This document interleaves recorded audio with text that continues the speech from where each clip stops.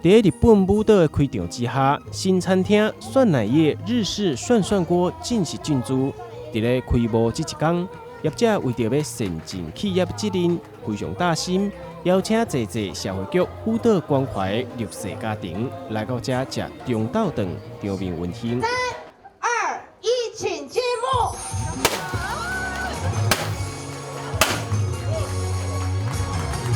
让我们邀请到我们卡哇伊的日本美女，还有我们的小小客服，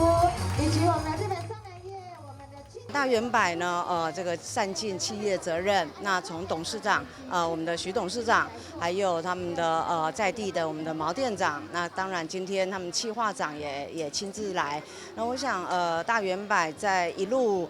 这个10-20年来，他们所做的公益真的是不计其数哦，而且关怀的层面非常的广，不管是儿童，不管是这个大人，那只要是有需要的，他们绝对是用各种不同的方式在关心。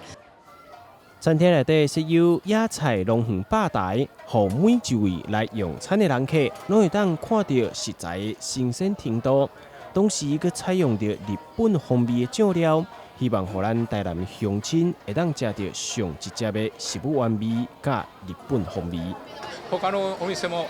台南有很多的那个餐饮、餐厅、小吃哈，那如果我们公司要一下子赢过这些店，应该是不太可能的。但是呢，我们涮奶业就是有准备了这个